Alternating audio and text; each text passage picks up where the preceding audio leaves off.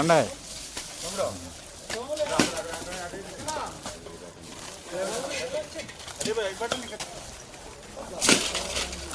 ప్రతి వ్యక్తి కూడా ఆఖరి మజిలీ అనేది శ్మశాన వాటికలతోటే ముగుస్తుంది. అటువంటి శ్మశాన వాటికలు చూస్తూ ఉంటే ఈరోజు మరి ఎక్కడ చూసినా కూడా అవి ఒక డంపింగ్ కేంద్రాలుగా మారిపోయినటువంటి పరిస్థితి, దుర్వాసన వెదజల్లుతున్నటువంటి పరిస్థితి.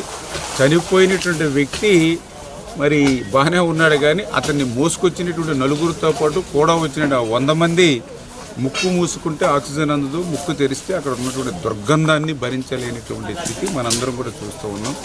అటువంటి స్థితిలో ఆ శ్మశాన వాటికలు కూడా ఒక అందమైన, సుందరమైన, ఒక ఆరోగ్యవంతమైనటువంటి కైలాస వనాలుగా మార్చాలని ఆ రోజు పాలకుల్లో ఒక కైలాస వనాన్ని అద్భుతంగా పార్కు మాదిరిగా తీర్చిదిద్దాం.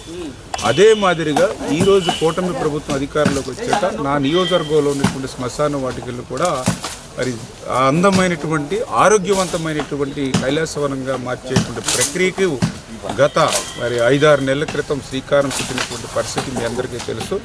మరి వీటిని ఆరోగ్యవంతమైనటువంటి సుందరవనాలుగా తీర్చిదిద్దాలి అని అంటే వనరులు అవసరం. అయితే ఆర్థిక పరిస్థితి మీ అందరికీ తెలుసు.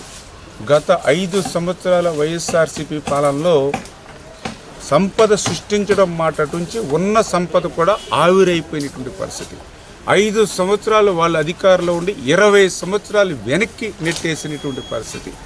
సేవా రంగంతో ముడిపడి ఉన్నటువంటి రంగం నా దృష్టిలో రాజకీయ రంగం.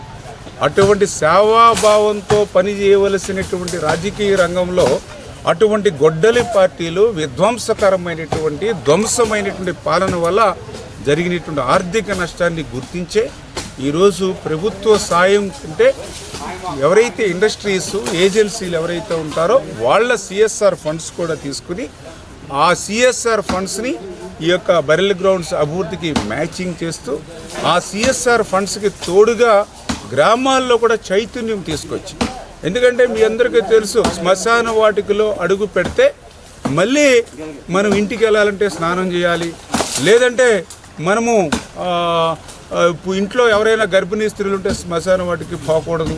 ఇట్లాంటి చాలా నమ్మకాలు ఉన్నాయి ఈ యొక్క సమాజంలో. అటువంటి స్థితిలో శ్మశాన వాటికి అడుగుపెట్టేటువంటి పరిస్థితి కూడా ఉండట్లేదు. అటువంటి స్థితిని గుర్తించి ఈ యొక్క శ్మశాన